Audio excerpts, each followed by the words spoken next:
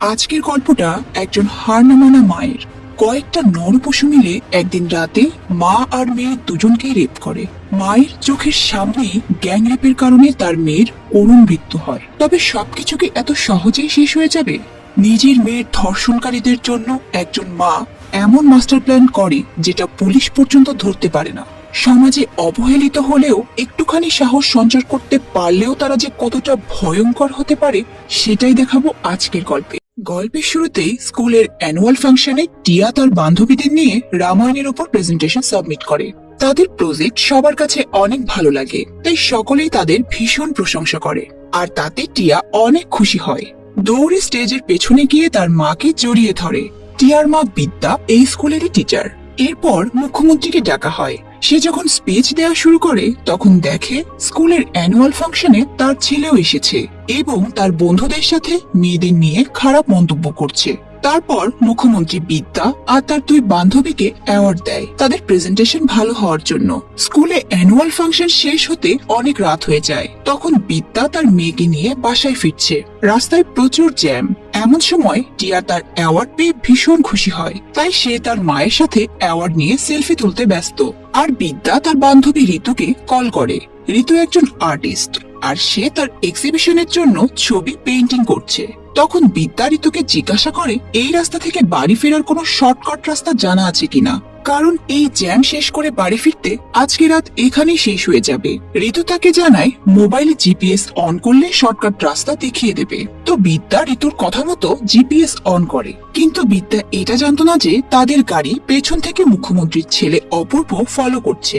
এরপর বিদ্যা জিপিএস এর লোকেশন দেখে ছোট্ট একটা রাস্তার ভেতরে গাড়ি চালাতে শুরু করে। প্রথমে রাস্তাটা স্বাভাবিক মনে হলেও ভেতরের দিকটা বেশ অন্ধকার। এতে করে বিদ্যা ভয় পেয়ে যায় আর ঋতুকে বলে আমার ভয় করছে, রাস্তাটা আমি চিনছি না। ঋতু তাকে সাহস দিয়ে বলে আরে ভয় নেই, ঠিক রাস্তা পেয়ে যাবে। অর্থাৎ তাদের ফোন কলে এখনো কথা চলছে। ঠিক তখন অপূর্বের গাড়ি বিদ্যার গাড়িকে পেছন থেকে জোরে ধাক্কা মারে, যার কারণে বিদ্যা গাড়ির ব্যালেন্স হারিয়ে অ্যাক্সিডেন্ট হয়। সেই সময় অপূর্ব তার বন্ধুরা বিদ্যাকে আর তার মেয়েকে গাড়ির ভেতর থেকে বের করে তাদের ফার্ম হাউসে নিয়ে যায়। প্রথমে মনে হচ্ছিল এরা হয়তো তাদের সাহায্য করতে এসেছে, কিন্তু না, এরাই অ্যাক্সিডেন্ট করিয়েছে তা বিদ্যা বুঝে যায়। এরপরে 7 জন নরপশু তাদের উপর অমানবিক অত্যাচার শুরু করে। একের পর এক বিদ্যা তার মেয়েকে ধর্ষণ করতে থাকে। তারা দুজন এদের সাথে লড়াই করার অনেক চেষ্টা করে, কিন্তু তারা এদের হাত থেকে নিজেদের বাঁচাতে পারে না। দুজনকেই হাত পা বেঁধে রাখে। আর তার মা বিদ্যার চোখের সামনেই তার মেয়ের সাথে এমন নোংরামি দেখে শুধু কান্না ছাড়া আর কিছুই করতে পারে না সে। এক পর্যায়ে টিয়া মারা যায়। তারপর দুজনকে মেরে সেই গাড়ির কাছে ফেলে রেখে যায়, যাতে এটাকে দেখে সকলের অ্যাক্সিডেন্ট মনে করে। এদিকে ঋতু বিদ্যাদের গাড়ির অ্যাক্সিডেন্টের আওয়াজ পাওয়ার পর থেকে তাদের আর ফোনে না পেয়ে বিদ্যার স্বামী রবিকে কল করে জিজ্ঞাসা করে বিদ্যা কি বাড়িতে ফিরেছে। রবি বলে না তো, ওরা এখনো বাসায় ফেরেনি। তারপর ঋতু রবিকে সব ঘটনা খুলে বলে। ঋতু আরো বলে আমার মনে হয় ওরা কোনো বিপদে আছে, আমাদের দ্রুত ওদের খুঁজতে যাওয়া উচিত। অন্যদিকে পুলিশ খবর পেয়ে তাদের লাশের কাছে চলে আসে আর জায়গাটাকে ক্রাইম জোন হিসেবে ঘিরে ফেলে। সবাই মনে করছে দুজনই হয়তো মারা গেছে। এমন সময় বিদ্যার বডি হঠাৎ করে নড়ে ওঠে। ইন্সপেক্টর অখিল আর জয় বিদ্যার অবস্থা খুবই কমপ্লিকেটেড দেখে দ্রুত হসপিটালে নিয়ে যাওয়ার ব্যবস্থা করে। আর তার একটু পরে হসপিটালে বিদ্যার স্বামী আর তার বান্ধবী এসে হাজির হয়। পুলিশ তাদেরকে জানায় তার স্ত্রী আর মেয়ের উপর গণধর্ষণ হয়েছে। এরপর পুলিশ তাদের দুজনের কাছে কালকে কি হয়েছে সেটা জানতে চায়। তারা দুজনেই যতটুকু জানতো সবকিছু পুলিশকে খুলে বলে। পুলিশ তাদেরকে সান্ত্বনা দেয় আর বলে আপনারা চিন্তা করবেন না, আমরা এই রেপিস্টদের খুঁজে বের করে উপযুক্ত শাস্তি দেব। অন্যদিকে অপূর্ব আর তার বন্ধুরা যারা কিনা কাল রাতে রেপ করে তাদেরকে মেরে ফেলেছে, তারা 7 জন বসে একটা রুমে কালকে রাতের ঘটনা নিয়ে নিজেদের মতো আড্ডা দিচ্ছিল। তাদের ভেতর কিঞ্চিত পরিমাণেরও অনুশোচনা বোধ ছিল না। এমন সময় একজন টিভি চ্যানেল অন করতেই দেখতে পায় বিদ্যা আর টিয়ার রেপের বিষয়টা পুরো শহরে ছড়িয়ে পড়েছে। এমনকি বিদ্যা এখনো জীবিত হসপিটালে ভর্তি রয়েছে। এই নিউজ শুনে তারা সবাই ভীষণ ভয় পেয়ে যায়। আর সব থেকে বেশি ভয় পায় অপূর্ব, কারণ সে মুখ্যমন্ত্রীর ছেলে, তাকে সবাই চেনে। তার এমন কুকর্মের কথা ফাঁস হলে তাদের মান সম্মান ধুলোয় মিশে যাবে। সবাইকে বলে বারবার করে বলেছিলাম চেক করতে, না ঠিকঠাক ভাবে মরেছে কিনা, তবুও অপূর্ব সবাইকে সান্ত্বনা দিয়ে বলে, তোরা চিন্তা করিস না, আমি আছি তো, বাবাকে দিয়ে ব্যাপারটা দেখে নেব। এদিকে হসপিটালে বসে সমস্ত ঘটনার জন্য তার স্ত্রীকে দায়ী করছিল, আর ঋতুকে বলে ওকে কে বলেছিল শর্টকাট রাস্তা দিয়ে বাড়ি ফিরতে। আজকে ওর জন্য আমার মেয়ে রেপ হয়েছে, মারা গেছে। ঋতু বেশ রেগে গিয়ে বলে, তুমি কি বলছো? এখন তোমার উচিত তোমার স্ত্রীকে সাপোর্ট দেওয়া, তা না করে তুমি ওকেই সবকিছুর জন্য দোষারোপ করছো। কোনো মা কি চায় তার মেয়ের এমন পরিণতি হোক? তাদের দুজনের ভেতর এসব কথা নিয়ে তর্ক চলতেই থাকে। এমন সময় নার্স এসে বলে, স্যার, টিয়ার পোস্টমর্টেম কমপ্লিট হয়েছে, আর সবচেয়ে ভয়ঙ্কর সত্যি এটা যে টিয়াকেও গণধর্ষণ করা হয়েছে। আপনারা এখন ওর লাশ নিয়ে যেতে পারেন। এর পরদিন রবি তার মেয়ের সংস্কার করে দেয়। তখনই ঋতু ফোন করে রবিকে অনেক বেশি কথা বলে। ঋতু বলে, তুমি আর একটা দিন ওয়েট করতে পারলে না? টিয়া তো বিদ্যারও মেয়ে, ওকে একটাবার শেষ দেখার সুযোগ দিলে না তুমি? এমন একটা কাজ কিভাবে করতে পারো তুমি? এসব কথায় রবির কোনো কিছু যায় আসে না, তাই সে ঋতুর কল কেটে দেয়। এদিকে বিদ্যাকে জিজ্ঞাসাবাদ করার জন্য হসপিটালে ইন্সপেক্টর অখিল আর জয় আসে। নার্স পুলিশকে সাবধানে প্রশ্ন করতে বলে।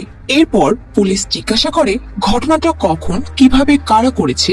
বিদ্যা এতই অসুস্থ ছিল যে তেমন কিছুই বলতে পারছিল না, শুধু তার মেয়ের কথা জিজ্ঞাসা করে। তারপর যখন জানতে পারে তার মেয়ে আর এই পৃথিবীতে নেই, তখন সে আস্তে আস্তে ইশারায় সবকিছু বলতে শুরু করে। বিদ্যা বলে, ওরা 7 জন ছিল। পুলিশ জিজ্ঞাসা করে, আপনি কি ওদের ভেতরে কাউকে চিনতে পারবেন? হসপিটালে তার কেবিনে যখন টিভি নিউজ দেখানো হচ্ছিল, বিদ্যা আঙুল উঁচু করে মুখ্যমন্ত্রীর ছেলেকে দেখিয়ে দেয়। পুলিশ বিষয়টা বুঝতে পারে আর কোনো রকম কথা না বলেই তখনই সেখান থেকে চলে আসে। হসপিটাল থেকে বের হয়ে পুলিশ অফিসার জয় মুখ্যমন্ত্রীকে কল করে অপূর্বের এই ধর্ষণ লীলা জানিয়ে দেয়। এই কথা শুনে মুখ্যমন্ত্রী তার ছেলেকে জিজ্ঞাসা করে। তখন অপূর্ব বলে, টাকা দিয়ে সকলের মুখ বন্ধ করে দাও, সাথে সাথে এই কেসটাও পুরোপুরি বন্ধ করে দাও।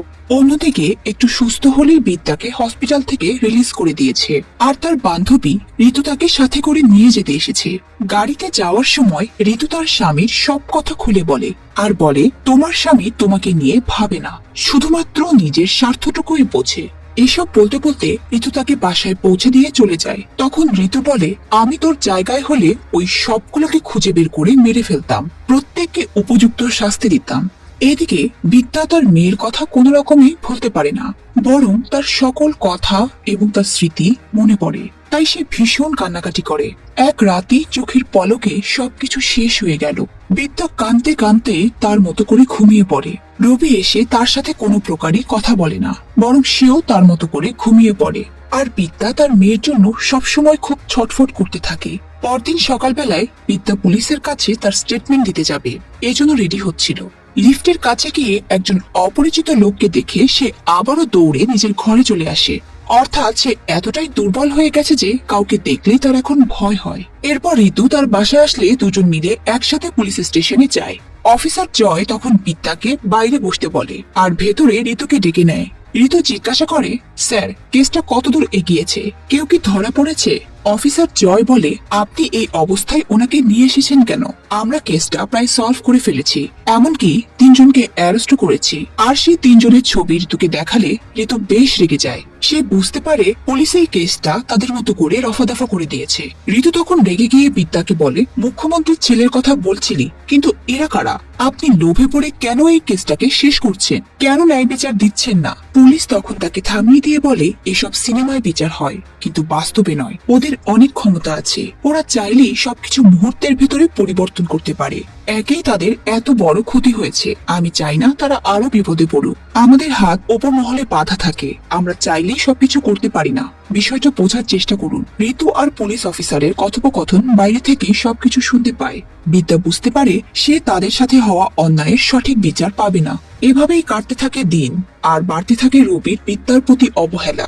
একদিন রাতে খাবার খাওয়ার সময় রবি বিদ্যাকে বলে দেয়, আমি আর তোমার সাথে থাকতে পারবো না, কারণ আমার সবসময় তোমার ভুলের কথাটাই মনে পড়ে। তুমি ওই দিন রাতে যে ভুলটা করেছো তার জন্য আমার মেয়ে মারা গেছে। তোমার আমার ভেতরের সম্পর্ক তেমন ভালো না। আমরা আমাদের বিয়েটা টিকিয়ে রেখেছিলাম শুধু টিয়ার কথা ভেবে, আর টিয়া যখন নেই আমাদের এই মিথ্যে সম্পর্ক টিকিয়ে রাখার কোনো মানে হয় না। এমন পরিস্থিতিতে স্বামীর থেকে এসব কথা শুনে বিদ্যা ভেতর থেকে আরো ভেঙে পড়ে আর তার বান্ধবীকে কল করে তার বাসায় চলে যায়। একদিন বিদ্যা গাড়ি নিয়ে বাইরে যায়। তখন রাস্তায় ট্রাফিক সিগন্যালে বাইকে একটা ছেলেকে দেখতে পায়, যে ওই রেপিস্টদের ভেতরে একজন, সিকান্দার। ওই দিন রাতের কথা বিদ্যার মনে পড়ে যায়, আর তখনই গাড়ি নিয়ে এই ছেলের পিছু করে। আর সে কোথায় কোথায় যায় সবকিছু একটা ডায়েরিতে নোট করে রাখে। সিকান্দার একটা হোটেলের সামনে এসে দাঁড়ায়। সেখানে তার বাকি বন্ধুরাও রোজ আসে। এরপর একদিন বিদ্যা তার শরীরচর্চা শুরু করে, যত দ্রুত সম্ভব নিজেকে সুস্থ করতে পারে। এরপর শুরু হয় বিদ্যার আসল গেম। বিদ্যা আবার সিকান্দারকে ফলো করে। সিকান্দার হোটেলের ভেতরেই যেতে বিদ্যা তার বাইকের কাছে এসে চাকার নাট লুজ করে রাখে। আর ঘন্টাখানেক পর সিকান্দার বেরিয়ে এসে তার বাইক চালিয়ে যেতে থাকলেও বিদ্যা তার পেছন পেছন ফলো করে। কিছু দূর যেতেই সিকান্দারের গাড়ির সামনের চাকা খুলে গিয়ে একটা বড় অ্যাক্সিডেন্ট হয়, আর সিকান্দার সেখানেই মারা যায়। বিদ্যা ধীরে ধীরে গাড়ি থেকে নেমে এসে তার পকেট থেকে মোবাইল ফোনটা বের করে নিয়ে আবারও গাড়িতে চলে আসে। এই ফোন থেকে অপূর্ব সকল ফ্রেন্ডের ফোন নাম্বার সহ ফেসবুক আইডি পেয়ে যায়। এর পরের দিন পুলিশ ঘটনাস্থলে এসে সিকান্দারের লাশ উদ্ধার করে এবং অন্য কাউকে খুঁজে না পেয়ে শুধু জানতে পারে এটা অপূর্বের বাইক। আর এই সিকান্দার হলো অপূর্বের বন্ধু। এরা সবসময় একসাথে চলাফেরা করে। তারপর অপূর্বর কাছে জিজ্ঞাসাবাদ করার জন্য পুলিশ আসে। অপূর্ব পুলিশদেরকে দেখে তাদের সাথে বাজেভাবে কথা বলা শুরু করে। পুলিশ যখন বলে এই নাম্বারের বাইকটা কি তোমার, অপূর্ব উত্তর দেয় বাইক, প্লেন সবকিছুই আছে, কি দরকার তাই বলেন। পুলিশ বলে সিকান্দার নামে কাউকে চেনো? তখন অপূর্ব বলে কি করেছে, কারো অ্যাক্সিডেন্ট? আমার সাথে ঘুরে। পুলিশ জানায় মারা গেছে কাল রাতে। পুলিশের কাছ থেকে এই কথা শুনে অপূর্ব একটু নড়ে চড়ে বসে। তো যাই হোক, প্রতিদিনকার মতো বিদ্যা ক্লাস নিচ্ছিল। সে দেখতে পারে টিয়ার বান্ধবী মৃণাল ক্লাসে অন্যমনস্ক হয়ে বসে আছে। আর ক্লাস শেষে মৃণালকে বিদ্যা জিজ্ঞাসা করে কি হয়েছে তোমার, দেখলাম ক্লাসে উদাস হয়ে বসেছিলে। মৃণাল বলে না ম্যাম, তেমন কিছু না, এমনি। বিদ্যা তখন বলে আমার তোমার একটা হেল্প লাগবে। তারপর তারা দুজন আলাদা জায়গায় গিয়ে কথা বলে। কথায় কথায় বিদ্যা ইন্দ্র নামের একটা ছেলের আইডি দেখায়। তখনই মৃণাল ভয় পেয়ে চলে যেতে চায়। বিদ্যা তাকে ভরসা দেয় সব কথা খুলে বলতে। তারপর মৃণাল বিদ্যাকে জড়িয়ে ধরে কাঁদতে শুরু করে আর বলে এই ছেলেটা মোটেও ভালো না। আমার বাবা 1 নম্বরের জুয়ারি, নেশাখোর, প্রতিদিন নেশা করে, এসে আমার মাকে মারধর করে, আর আমি কিছুই করতে পারি না, রুমে বসে কান্নাকাটি করি। আর এই ইন্দ্র আমাদের অ্যাপার্টমেন্টেই থাকে। একদিন আমাদের ঘরের ঝগড়া শুনতে পেয়ে ভেতরে এসে বাবাকে অনেক টাকা দিয়ে মদ খাইয়ে আমার মাকে কিনে নেয়। এভাবেই সে আমার মার সাথে খারাপ কাজ করে। আর একদিন আমি স্কুল থেকে তাড়াতাড়ি বাসায় ফিরতে আমাকে দেখে তার লালসা মেটানোর জন্য আমার বাবাকে আরো টাকা দিয়ে আমাকে প্রতি সপ্তাহে একটা হোটেলে নিয়ে গিয়ে যা ইচ্ছা তাই করে। এমন নোংরামি গত 6 মাস যাবত ও আমার সাথে করে আসছে।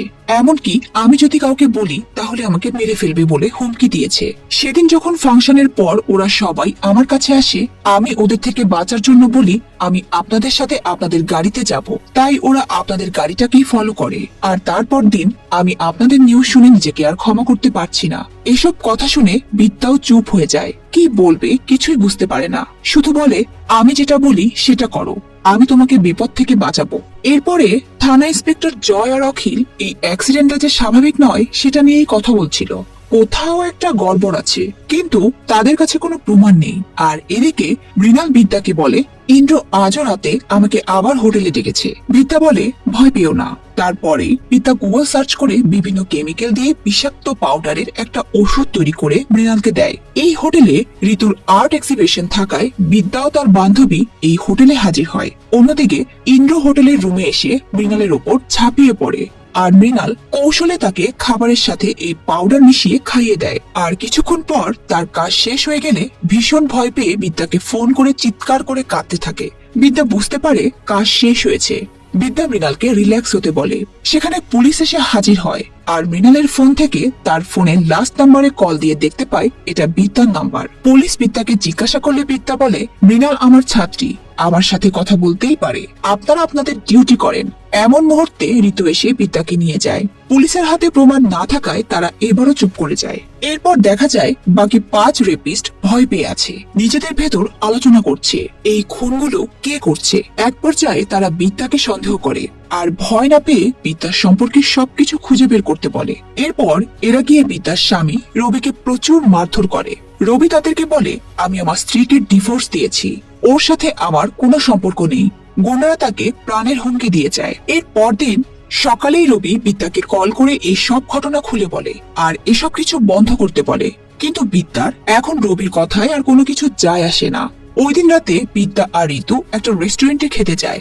এই রেস্টুরেন্টের মালিক অপূর্বর বন্ধু হর্ষিত। বিদ্যা হর্ষিতকে দেখেই চিনে ফেলে। হর্ষিত বিদ্যাকে দেখে অপূর্বকে কল করে জানায় টিচারকে খুঁজতে অন্য কোনো রেস্টুরেন্টে যেতে হবে না, টিচার আমার রেস্টুরেন্টে। অপূর্ব শুনেই বলে ওকে আটকে রাখ, আমি আসছি। বিদ্যা কিছুক্ষণ পর ওয়াশরুমে যায় আর হর্ষিত সবগুলো সিসি ক্যামেরা বন্ধ করে ওয়াশরুমে গিয়ে বিদ্যাকে অ্যাটাক করে। বিদ্যা তার কাছে থাকা ছুরি দিয়ে হর্ষিতকে মেরে দেয় আর ঋতুকে কল করে বাসায় চলে যেতে বলে। মার্ডার কে করে সেটা কেউ জানে না, কিন্তু লাশ দেখে সবাই অনেক ভয় পেয়ে যায়। আর সেখান থেকে বেরিয়ে দ্রুত একটা ট্যাক্সি নিলে অপূর্বর আরেক বন্ধু কামরান বিদ্যাকে দেখে ফেলে আর সে বিদ্যাকে ফলো করতে শুরু করে।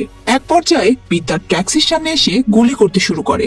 হাতাহাতি করতে গিয়ে হাত থেকে পিস্তলটা ছিটকে গিয়ে বিদ্যার গাড়িতে পড়ে আর বিদ্যা পিস্তলটার সাথে সাথে তুলে নিয়ে চোখ বন্ধ করে কাঁপতে কাঁপতে এলোপাথারি কয়েকটা গুলি করে দেয় আর সেখানেই কামরানও মারা যায়। আর এরপর বাসায় এসে ঋতু কি হয়েছে জিজ্ঞাসা করতেই বিদ্যা সবকিছু তার বান্ধবীকে বলে দেয়। এদিকে পুলিশ রেস্টুরেন্টের সিসি ক্যামেরা চেক করে বিদ্যাকে ওয়াশরুমের দিকে যেতে দেখে। পুলিশ অফিসার জয় অপূর্বকে আবারও কল করে জানায় আপনার দুই বন্ধু হর্ষিত আর কামরান মারা গেছে। যা শুনে অপূর্ব ভীষণ ভয় পেয়ে যায়। এদিকে পুলিশ সে সময় বিদ্যার বাড়ি এসে হাজির হয়। বিদ্যাকে জিজ্ঞাসা করে সন্ধ্যায় আপনি কোথায় ছিলেন? ইদানিং কি যেন হচ্ছে, যেখানে কোনো মার্ডার হচ্ছে তার আশেপাশে আমরা আপনাকেই দেখতে পাচ্ছি। বিদ্যা বলে হতে পারে কোনো কোইন্সিডেন্স। তখন ঋতু পুলিশকে অপমান করে বের করে দেয়। আর এরপর অপূর্ব টাকা দিয়ে দুজন ভাড়াটে গুন্ডা ঠিক করে বিদ্যাকে মেরে ফেলার জন্য পাঠায়। ভাড়াটে গুন্ডারা বিদ্যাকে না পেয়ে ঋতুকে মেরে দিয়ে চলে আসে।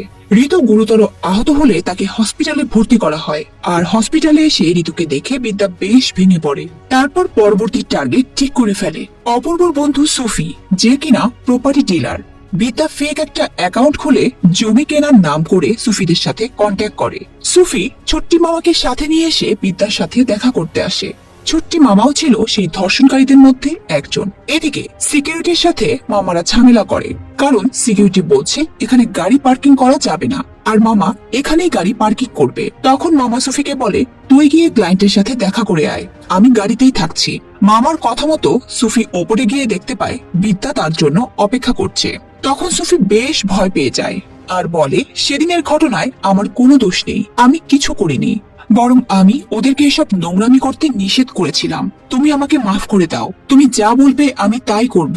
তখন বিদ্যা বলে ফোন করে অপূর্বকে এই কথাগুলো বলো। তখন সুফি আর কোনো উপায় না পেয়ে বিদ্যার হাতে পিস্তল দেখে অপূর্বকে কল করে বলে আমি আর এভাবে ভয়ে ভয়ে থাকতে পারছি না, আমি পুলিশকে সব বলে দেব। অর্থাৎ বিদ্যার গেম ওভার। কারণ এই কথা শোনার পর অপূর্ব সুফিকে বাঁচিয়ে রাখবে না, তাই সে নিজেই ছাদ থেকে লাফ দিয়ে আত্মহত্যা করে। আর এসব কিছু দেখে মামা ভীষণ ভয় পেয়ে যায় আর গাড়ি নিয়েই পালাতে শুরু করে। আর ভয়ে বারবার পেছন ফিরে দেখছিল বিদ্যা তাকে ফলো করছে কিনা। এমন সময় বড় একটা ট্রাক এসে মামার গাড়িটাকে মেরে দেয় আর মামা সেখানেই খতম। এরপর অবশিষ্ট আর একজন মুখ্যমন্ত্রীর ছেলে অপূর্ব। অপূর্ব ভয় পেয়ে তার বাবার কাছে এসে বলে বাবা আমাকে এই টিচারের হাত থেকে বাঁচিয়ে নাও, ও একে একে সবাইকে মেরে ফেলেছে। তখন অপূর্ব বাবা বলে ভয় পাস না, আমি থাকতে তোর কেউ কিছুই করতে পারবে না। আর এই হোলির অনুষ্ঠানটা শেষ হতে দে, তারপরেই টিচারের একটা ব্যবস্থা করছি। তখন মিনিস্টারের ছেলে বেশ অবাক হয়ে যায় আর বলে এদিকে তোমার ছেলে মারা যাচ্ছে আর তোমার কাছে হোলির অনুষ্ঠানটা বড় হয়ে গেল। তখন মিনিস্টার বলে রেপ করার সময় মনে থাকে না, এখন এত ভয় পাস কেন? পলিটিক্সে তুই কি বুঝবি? জনগণের জন্য অনেক কিছু করতে হয়, নয়তো এই জনগণ আমাদেরকে বাঁচাবে না। এরপর শুরু হয় সেই হোলির উৎসব, যেখানে মুখ্যমন্ত্রীও আসে। বাড়িতে হাই সিকিউরিটিতে পুলিশ গার্ড দিচ্ছে, কিন্তু শেষ রক্ষা আর হলো না। বিদ্যা সকলের চোখ ফাঁকি দিয়ে মুখ্যমন্ত্রীর বাড়িতে চলে আসে আর কিছু লোক বিদ্যা সেট করে রেখেছিল যাতে একটা ঝামেলা সৃষ্টি করতে পারে। যখন মুখ্যমন্ত্রী সবার সাথে হোলি খেলছিল তখন একটা লোক গিয়ে মুখ্যমন্ত্রীকে ঠাস করে একটা চড় মারে। এই শুরু হয়ে যায় হট্টগোল। আর সেই ফাঁকে বিদ্যা বাড়ির ভেতরে ঢুকে পড়ে। মন্ত্রীও রেগে মেগে বাড়ির ভেতরে চলে আসে। মুহূর্তের মাঝে এই নিউজটা মিডিয়াতে ভাইরাল হয়ে যায়। এমন সময় অপূর্ব এসে বলে বাবা কি হয়েছে, শান্ত হও।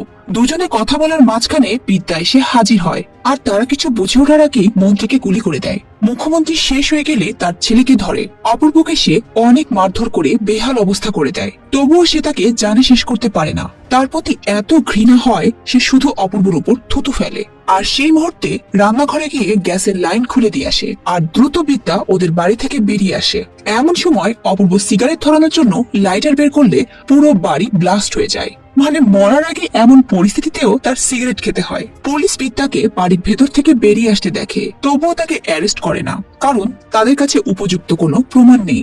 যে কাজটা পুলিশের দরকার ছিল করার, সেই কাজটা বিদ্যা করে দেয়। এভাবেই সে একাই সব ধর্ষণকারীদের শাস্তি দেয়। আর কিছুদিন পর দেখা যায় টিয়ার বান্ধবী মৃণাল বিদ্যার কাছে চলে আসে। এভাবেই একজন মায়ের জয় হয়। আর আজকের ভয়ঙ্কর গল্পটা এখানেই শেষ হয়। মানুষ পাপ যতটা গোপনেই করুক না কেন, ফল তার প্রকাশিত হয়। আজকের গল্পটা তারই প্রমাণ। তো গল্পটা আপনাদের কাছে কেমন লেগেছে কমেন্ট করে অবশ্যই জানাবেন। আমার তো কান্না চলে আসছিল, মনে হচ্ছিল সবকিছু চোখের সামনে ঘুরছে। আপনারা যদি ঠিক এমন হয়ে থাকে কমেন্ট করে জানাতে কিন্তু একদমই ভুলবেন না। আবারও দেখা হবে নতুন কোনো গল্প নিয়ে। ততদিন পর্যন্ত ভালো থাকবেন। আল্লাহ হাফেজ।